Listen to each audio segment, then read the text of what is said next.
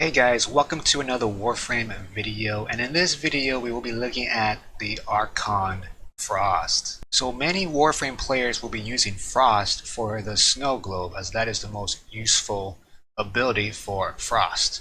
Now with the addition of a new mod called Biting Frost, it is now worth using Avalanche and make it more than a nuking ability. So I have 3 Amber Archon Shards with casting speed, making my Avalanche casting to around 1.3 or 1.4 seconds instead of the usual 2.3 or 2.4. And then I have these health shards, which is pretty much needed. Can definitely replace these for energy instead. Before I even get to the video, I just want to show you my personal loadout in terms of the weapons. So I do use a Latron for Frost, and here I have a really good Ribbon. Of course, the weapon recoil does not really hurt this weapon at all, but I mean, it's still pretty good. And of course, I am using a Grattler for my Frost here. So starting with my first build, I have a critical weapon build. So this build is primarily made just to use your weapon mainly throughout the entire time. So Avalanche will be using a 178 ability strength, which is pretty much good enough for the armor reduction. And the ability that I have subsumed will be Nourish. So I have a combat discipline here for the negative health. And the reason I have this is because, well, since Biting Frost pretty much gives you that crit buff, Arcane Avenger pretty much adds on top of that with a flat out 45%. And in order for this to even proc, of course you gotta lose or take some damage, and Combat Discipline pretty much helps with that. And that is the main reason why I also have those health shards installed. When it comes to this Power Drift mod, definitely is needed for the 178% ability strength, because, well, if you don't have this, you're pretty much not going to be achieving the 100% armor reduction. So all these ability strength mods are pretty much mandatory. Maybe Transient Fortitude, you can definitely replace this with Blind Rage, but keep in mind about the energy pool here, because, well, I do have 100% energy efficiency. I don't really need Prime Flow that much because I am not casting Avalanche that much. So I do have Prime Continuity here just for the ability duration on Nourish, as well as Avalanche freeze duration. Because you definitely want to get as much freeze duration on your Avalanche as possible, because bigger the range means more duration.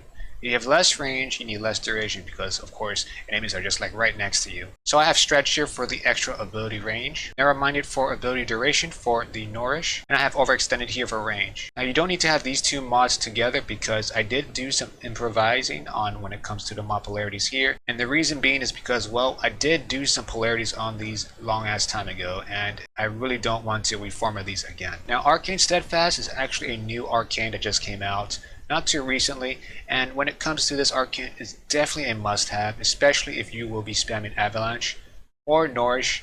And when this happens, well, you're pretty much going to get free castings. Now with this build with Zenerek, you're pretty much going to have almost infinite energy, and this build is actually made primarily for the weapon you'll be using, so you won't be killing enemies with Avalanche alone.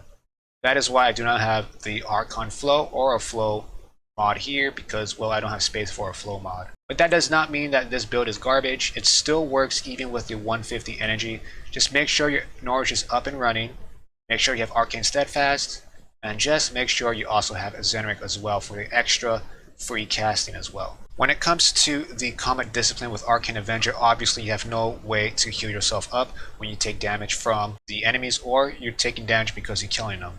So what I do is I use my operator mode just to get HP back. The next build I have that is pretty much more into the regular missions friendly or fissures friendly would be the Killer Frost build here. But when it comes to Steel Path, well, it is pretty decent in terms of killing enemies, but it will take a while. With the stats here alone, I do at least 109% armor reduction, which is pretty much the same as the Critical Frost build, except that I also have increased ability strength by a small amount, like a really small amount. But don't forget that I also have Modes Augmented here for an extra 60% ability strength. And of course I have Nourish here. The mods are a little bit different, so I do have Growing Power here for extra ability strength. I have Coaction Drift here. I can definitely replace this with Power Drift or anything better. I just don't want to reformat this mod capacity again because, well, even if I do decide to put a Power Drift on there, I don't really have room. So let's say I have a Power Drift on Endurance Drift. Yeah, I don't have room at all. I also have Archon Flow here, and since this build is more into the regular missions friendly, Archon Flow will pretty much be able to proc every time. And of course you got your Prime Continuity, and then you're stretched for more range. As you can see, I have more range here, so this build is made on maximum range, and then ability strength coming in second place. So I do have blind rage here for more ability strength, Umbro Intensify for more ability strength, obviously, and of course I have Arcane Steadfast for more casting. This build is primarily for nuking than actually using the weapons themselves, so if you are in a regular mission, you can definitely use this build and start nuking everything. Well, I do recommend using a critical frost build, but killer frost build also works well because the range of the Avalanche is actually pretty big, so you can pretty much cover a huge map of enemies and be able to kill them with an AoE weapon, which I do highly recommend using for this build. So the third build that I have is pretty much different than my first two, still maintaining the Biting Frost mod here. And as you can see that I have armor of 1000, which is pretty much overkill, but still pretty good enough for the bubble. And I do have a shooting gallery for extra CC. I do not have Norwich on here because, well, at the time I did not put a Norwich on the third configuration. So if you definitely want to put some Norwich on here, go for it. And with the stats alone, I do 93% armor reduction, which is not bad because I have 2 ability strength buffs. Energy Convergent will pretty much buff that up to 100% or more. And I also have modes augmented here for a more permanent buff to ability strength. So I do have Combat Discipline here with Arcane Avenger. Now obviously you don't need to have this if you don't want to. You can definitely replace this for Stand United for the armor. And then of course if you do that, you do need to replace Arcane Avenger for something different. And I have a Vigilante Pursuit mod here, which is pretty much a placeholder. You can definitely put whatever mod you want.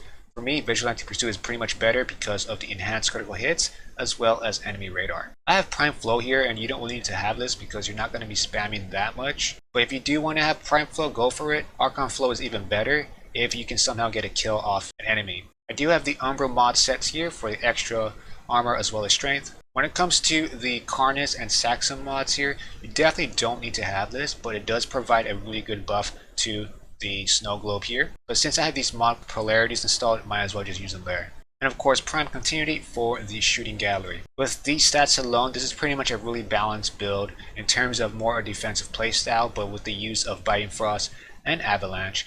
So if you're using excavation missions or defense missions, this is a really good build to use because your snow globe will be tanky enough. But when it comes to Steel Path enemies, they will still destroy the snow globe pretty quick if you are just standing still AFKing.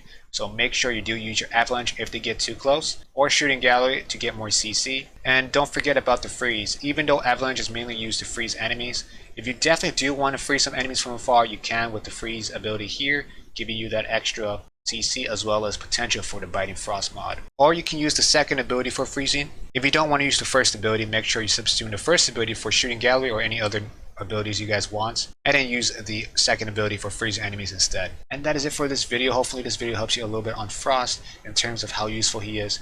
He is pretty much underplayed in almost every mission types except defensive missions. That is pretty much hard.